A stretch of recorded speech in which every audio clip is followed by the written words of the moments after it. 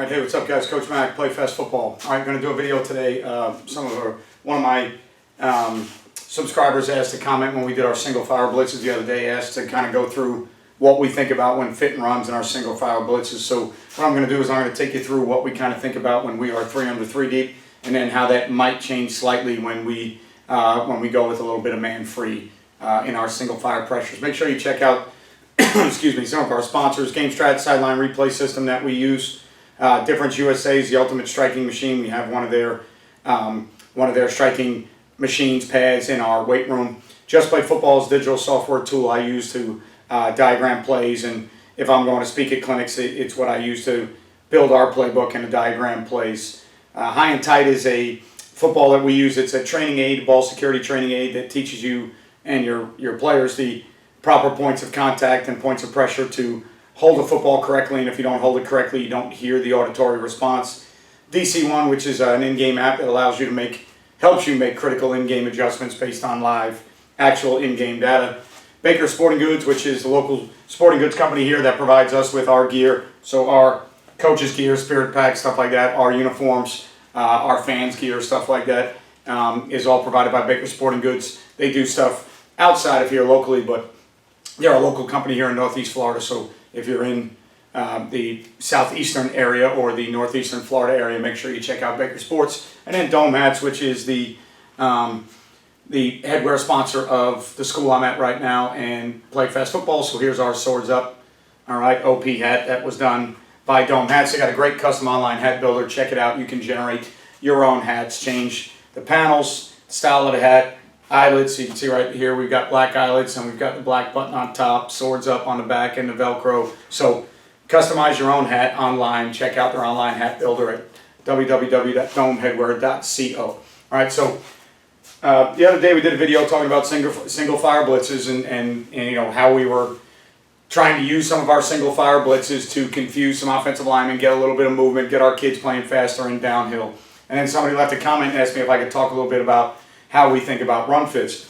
And, you know, to be honest, in the simplest way, we kind of treat our 3 under 3 deep single fire blitzes, you know, for me, I just kind of treat it as 8-man front football. Okay, so, you know, we're essentially playing 8-man front football, and we're just kind of, whether we're stunting to them, moving to them, or blitzing to them, we're just playing some gaps on the move. So, you know, with our single fire stuff, if it's one backer that's on the move, the only thing you're kind of losing is you're kind of plugging him in a predetermined gap, as opposed to if he was not blitzing and he got certain reads or keys, he might go over the top with the backside linebacker scraping or plugging to his gap. Well, now if you're blitzing one of them, you're telling them the gap that they're going to play, all right, and it makes it a little bit tougher for them to read out or do anything different, but you're essentially telling them, hey, I want you to play this gap versus the run. And then obviously if it's pass, you're going to rush the passer. But first thing you got to understand in teaching kids is this single fire pressure blitz, however you want to look at it, sending 5 doesn't mean the other team's going to throw the ball. In high school, they're going to run the ball 85% of the time. So you really need to look at how you're going to defend runs when you use single fire pressures, because just because you're blitzing a mic doesn't mean the other team is throwing the ball. And you've got to explain that to high school kids and young kids. They need to understand that you're making a call before the offense runs a play. You have to be able to respond to what the offense does. So, you know, if we were running a single fire, let's say with our mic, for instance, and we were going to take the 3 technique under and bring the mic up in the B gap, you know, for everybody but that 3 technique, the other defensive linemen are all kind of playing base every down football, all right? They're playing base every down football, all right? And you're really not changing. We try not to change their techniques too much. Now, here's some of the things that you can get into that can make this a little bit interesting, or some nuances that you can look at. First thing you need to look at is if you're going to play it as a base technique, if you're 3 under 3 and you feel like you have players that are playing with zone eyes and zone integrity, you can probably still spill, all right, with your edge players. You could probably still spill and keep all your rules for the ends the same and treat all those runs the same. The question is, if you then go to man-free pressures, like every once in a while, depending on the offense we're playing, we'll take this same track and we'll change it from 3 under 3 and we'll make it man-free. Well, now if we make it man-free, can we still spill if we're playing man-free? Are we okay with spilling to potential man players and not guys that are kind of out there as force players with zone eyes and zone integrity? So generally speaking, for me, anytime we add a fifth or sixth or add somebody onto a blitz or a pressure, we are normally going to become a box team. Now, the reason I say that is because it then makes it simple. No matter what pressures I use or no matter what coverages I use behind the pressure, I'm able to teach our guys that as soon as we send a fifth or a sixth rusher, we are going to box. Now what ends up happening is we have our base defensive philosophy and then what we do when we send a fifth or a sixth rusher. And I try to keep it that simple for our guys. And I try to say, look, as soon as we add a fifth or a sixth, we are going to become a box team. Make it that simple for the D lineman, because you want your D lineman playing fast. You want them playing physical. You don't want them thinking a lot. And at the high school level, normally, to me, D line is a very physical position, but it's not a very mentally tough or difficult position as far as what you're looking at and what your responses are to what you're looking at. All right, when you really come down to it or get down to it with D line, the more reps they get at block recognition, the more they're going to understand that it's basically your reaction to a stimulus in front of you. So you've got a down block, you've got a reach block, you've got a pass set, you've got a cutoff or whatever.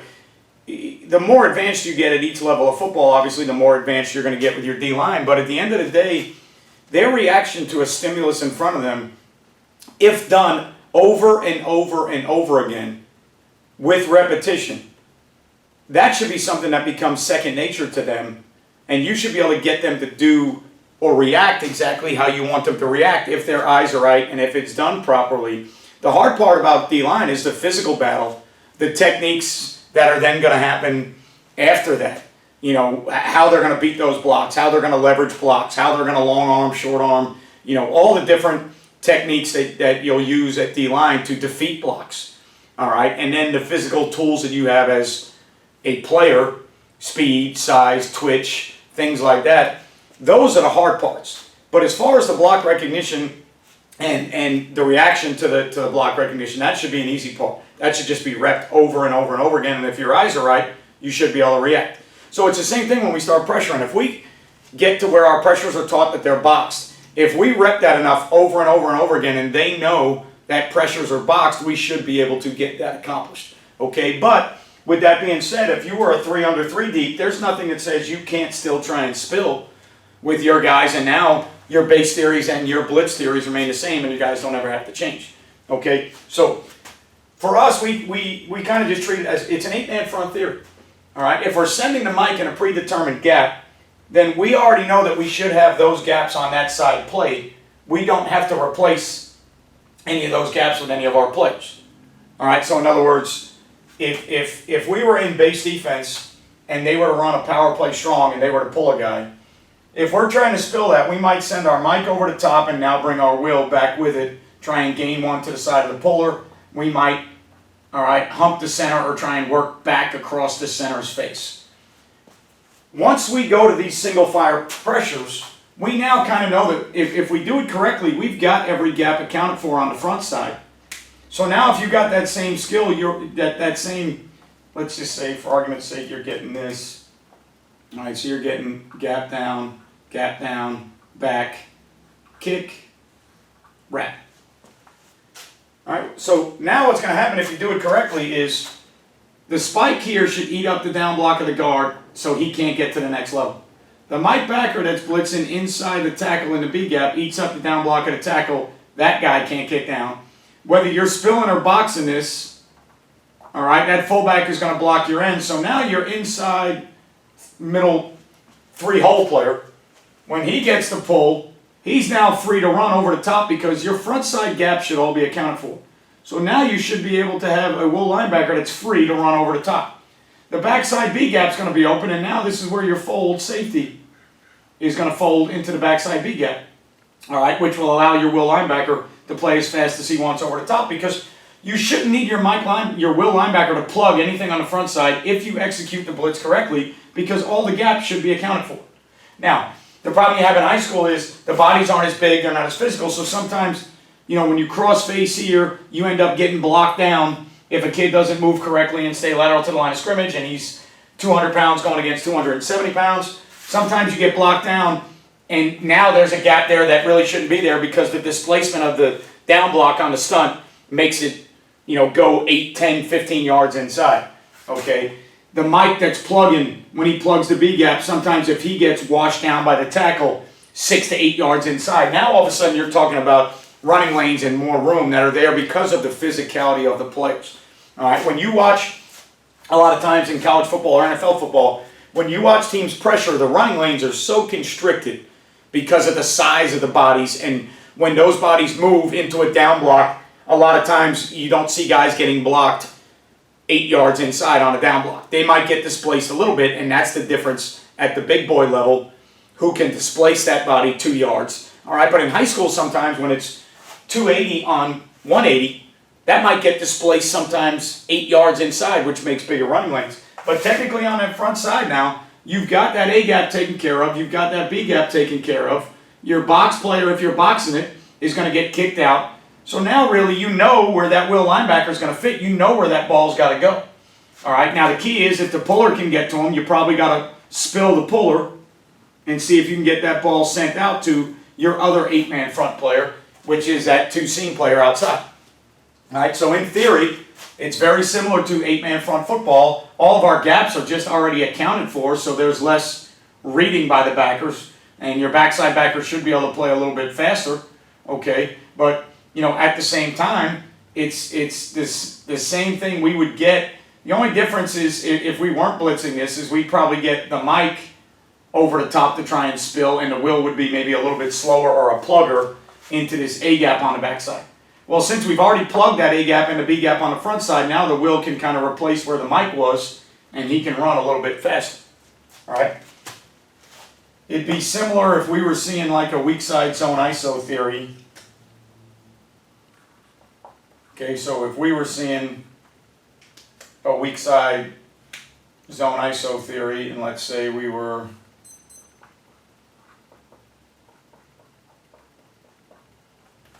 right here.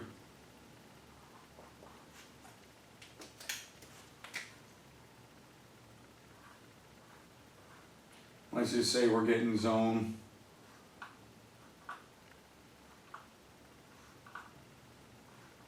an ISO theory on the will. All right, so if we were in the same single fire, all right, so we spark this here, we bring the mic down there, edge that, okay, A gap there, edge that. Okay, so now when we get the zone insert theory, it's not going to be any different than our 8-man front theories. He's going to set the edge on this zone block, and he's going to win it with his helmet to C gap. All right, the tackle's going to spark across this guard's face and realize, all right, he cannot get reached, doesn't want to get reached by the center, so he now has to stay on the front side of that block of the center coming back at him. All right, our 2-eye can't get scooped or cut off in the A gap by the guard, so we need to stay on the inside part of that guard. Our backside end, when he gets the base block out, we'll set that with his helmet to C gap, outside arm and leg. Well, all right, will remain free, and he'll turn the ball back inside. And now what you're going to get is an ISO theory where our B gap fitter has to spill the ball out to the down safety. All right, so that zone ISO theory wouldn't be fit any different by us at all. We wouldn't fit that zone ISO theory any different at all because we would spill the ball out to the free hitter, which is our down safety, and then you would get a longer, slower vice from your backside safety there, and you're not going to count any of your 3 deep guys in the run fit. All right, so that zone ISO theory would be fit the same. Everybody would stay, win that in the C gap, win that in the B gap, win that A gap, don't get reached or cut off, win this A gap, don't get reached or cut off, spill the ISO, win the C gap helmet outside. There's your free hitter right there. All right, so I don't think, to me personally, when you're going with single linebacker fires, Mike or Will, or I don't think it really changes for us our run fits in general from our 8-man front principles. I think a lot of our run fits stay the same. The hardest thing is getting kids to understand how to do it on the move, getting kids to understand how to play those blocks on the move because their gap's going to change. Like the Mike linebacker, If this was all zone going away from him, he would have to realize how to get in the hip pocket of the guard, stay inside the tackle, and not get cut off by the tackle. All right, so a lot of times you might blitz the Mike in this gap, and if the tackle's a good player and he zones, he might cut the Mike off, and the Mike ends up outside in the C gap. Now you got the Mike in the end outside in the C gap, and the ball rips right through the middle because you got to understand that gaps will move. All right, and your kids got to understand when they blitz that gaps are going to move. So the single fire stuff with 3 under 3 deep to me isn't much different than what we do with our normal 8-man front stuff. The only thing you may look at sometimes is if we're gonna run the will linebacker over the top of a gap scheme, do we want to run him and hump the center on the back block of the 2-eye? All right, so a lot of times in base defense, when we get the back block on the 2-eye, we try and hump that block and we try to get as many bodies to the front side because the offense is trying to get bodies with the pull. Well, if we got the front side gaps taken care of with movement and a blitz, and I don't need the nose to hump the center, I just need to gain the will linebacker, we may have to teach the 2-eye versus back blocks of the center in our blitzing schemes or our single fire dogs, that we're going to play those on the backside and hold the A-gap on the backside. We're not going to cross face. But if we were in base defense, we're probably going to try and cross face. That's where it becomes tough, trying to add numbers and knowing how fast you're going to play with your backers and what gaps you need to account for. So a lot of times I wouldn't even talk to the 2-eye about that. If he, depending on the amount of reps that we're going to be in single fire blitzes, if we're going to be in base 50 snaps and we're only going to be in 6 or 8 single fire blitzes, if it's easier for me to just let him keep cross face in the back block, I'll take my chances that we possibly lose the backside A gap on cutback, and hopefully the vice safety can be there. If my kid is playing that hard across the down block and my will is running that fast, all right, if we're going to kind of gain a body but lose something backside, if it's only going to be 6 or 8 times as opposed to 50 times, I may not change the technique because I'd rather have him do it those other 50 times in base defense simply because of the numbers, if that makes sense. All right. I think the only time this really starts to change, for me at least, is when you start looking at it as a man-free theory, especially when the box starts to get lightened out a little bit, like, 2x2 stuff. So, now, when it's a man-free deal, I think this starts to change things a little bit, or at least sometimes make it a little bit tougher.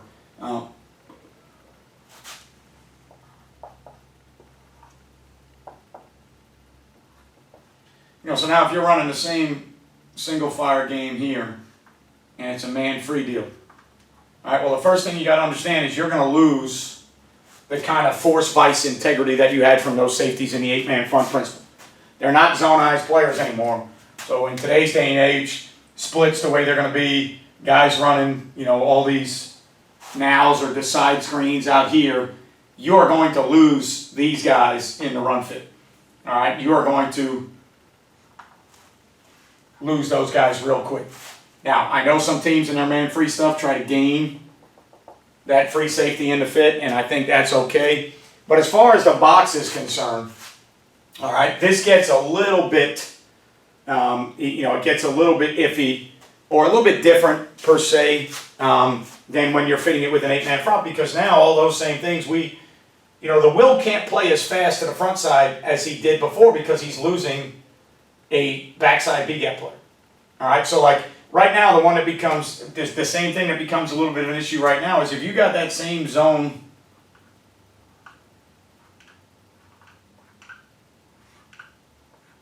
ISO theory with the quarterback, all right, as a ball carrier, now it's 6-on-6, there's really nobody to send the ball to. You'd probably have to get your will to try and box that back to where all the help might be, but the Mike is blitzing, so there's really nobody to box it to. So you may want that to kind of be boxed back to where the free safety can run the alley.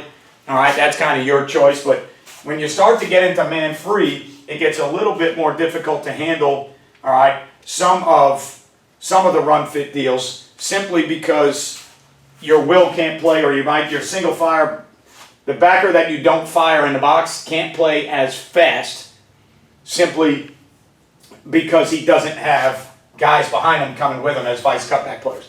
All right, so man-free stuff for us is always a little bit more difficult to fit. We always have a little bit bigger harder time fitting runs when we're going man free. And again, simply because our bodies aren't as big, all right, we don't move as well and as fast with our guys like the next level linemen, do. A lot of times man free in the NFL or in the D1 game, maybe sometimes it's not as hard to fit as we have. We have way bigger vertical running lanes and gaps because instead of our guys being 6'4", 300, they're now 6'1", 200. And the next guy is now 5'10", 180 instead of 6'2", 230. So the bodies start to, diminish in size a little bit, so the field gets a little bit bigger, and then the speed is a little bit slower. So now you've got to cover a bigger field with less twitchy, slower players. So there's more running lanes to me in high school football than there are in college or the NFL. So now when it's man stuff, we got to kind of slow down that linebacker a little bit and tell him, hey, you got to kind of fit man.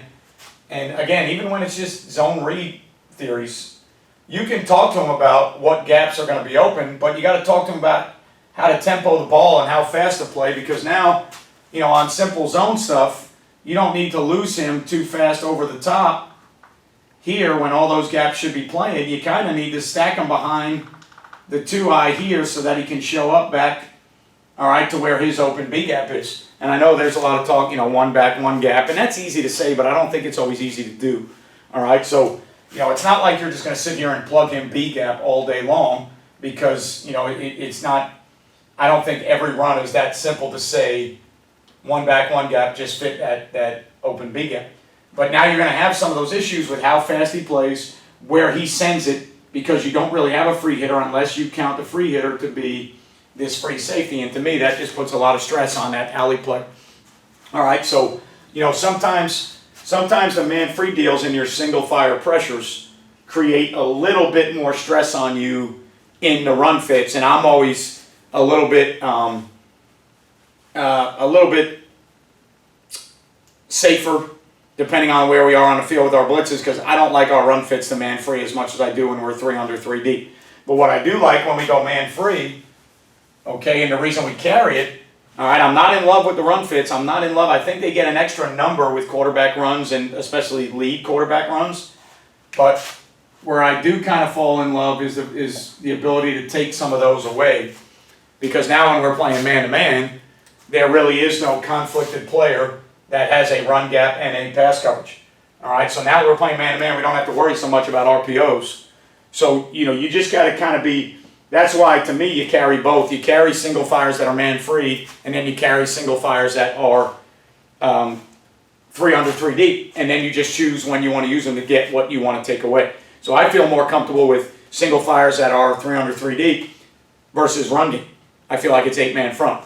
Single fires that are man-free, I feel better in some passing game stuff, especially some RPO stuff and quick game stuff, because I feel like I can take that away, still have a post defender in the middle to help me down the field.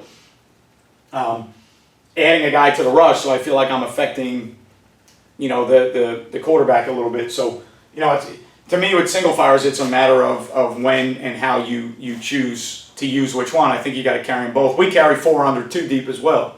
And then, with the 4 under 2 deep stuff, the issue that you always kind of run into is if the ball's on a hash mark, can your corners that are, essentially, your corners that essentially become force players, can they get there? So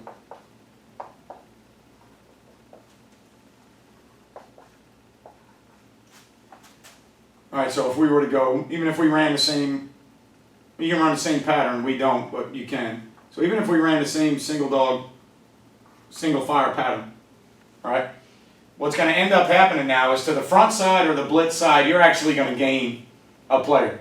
You're a 2-seam player when you're running 4 under 2 deep. You're going to have trap corners that are essentially the flat players and the force players in the defense. You're going to kind of gain, to me, I always feel like on the side we blitz in 4 under 2 deep, we gain an extra defender. There's no A, B, C gap to play because they're all taken care of by the pressure. If the ball gets out, you're kind of extra because we technically have a corner that is a force player in a cover 2 defense, but this safety kind of becomes extra. So if we are running this from the field, there's a lot of times where I tell him, hey, listen, you're going to be the primary force player, and this is going to be the secondary force player. Even though in cover 2, I realize that the corner should be the force player. But because the corner is so far removed with the ball on a hash mark in high school, I don't think he can be the force. So we'll treat this as an extra player. The 2-seam guy, we'll treat him like a force player. And if he gets blocked by the slot, we won't get the safety to replace it like we do in Palms or 2-read. So that's where the corner's got to help us, so that if the ball can get bounced wider, the corner can help us. Now into the boundary, I feel okay with it. Again, if the ball's on a hash mark, into the boundary, I'm okay. I've got an A-gap player, I've got a B-gap player, I've got a C-gap player. If we can get the ball sent to the trap corner into the boundary, again, boundary side, I'm okay with that there. All right, that's just old-fashioned cover 2 football. There's nothing wrong with that. Now, ISOs, if he wrong arms an ISO, do we have a corner that's good enough from here, all right, to become a player that we're sending the ISO out to the corner? That becomes a little bit of an issue. For us, normally, we choose to put that guy down and that guy back when we want to play a cover 2 theory with a flat player and a deep player. It's not traditional cover 2, but we do it that way because now we can send, in the open B gap, we can send runs to somebody that's sitting right there. Well, the cover 2 theory for me is better because you're taking away quick game, you're getting hands-on receivers, you're funneling receivers inside. So we want to be able to carry this coverage. And a lot of times we'll do it, all right, in 4 under 2 deep, and we'll bring our single fires, and we'll bring somebody from the field so that we have a field player that is kind of an extra guy, all right, and we make him the primary force player, make the field side corner the secondary force player, and then on this side, your primary force player is the corner, all right, and now we're just playing a cover 2. All right, so when we go 4 under 2 deep, where I really like it is if I know I'm getting heavy tendencies to the field, all right, out of certain formations or down at distances, I'll bring that pressure from the field and get kind of that extra player. Where you've got to be really good in high school is when you get runs that go back away from the pressure because you're losing that linebacker that would normally run with pullers. So like if you get power back to this side, all right, if you get power back here and you get this down blocked, back blocked, hinged, okay, and you were to get, all right, potentially, you're going to end up a man short there because you're going to lose a guy that can run, all right, where you've got to gain that man is now the tackle that's spiking inside when he sees the back block of the center has got to keep going and ricochet to get off the top so you can get an extra body to the front side because you're blitzing the Mike, you're going to lose him running with that pull. All right, so where we get hurt for us is when teams run the ball away from our single fires when we are in 4 under 2 deep, what we call trap coverage for us. When they run the ball away from trap coverage, we get into a little bit of trouble. All right, so hopefully that helps you guys understand what we do behind our single fires. 3 under 3 deep is our go-to to stop runs. I feel like it's 8-man front football. 4 under 2 deep is what we do to kind of take away some quick throws and kind of bait some people into some throws based off our regular 2-high coverages. But if we're getting a lot of runs to the field, I feel like bringing a single dog to the field with 4 under 2 deep is a good way to play football because I feel like we have an extra defender sitting out there if we can get the ball sent even wider to the corner. All right, into the boundary, I feel with the corner. I feel good with the corner as a support player. And then man-free stuff we always carry for RPOs and other deals, but I think to me, in my opinion, the man-free fits are a little bit tougher when single-fire pressuring.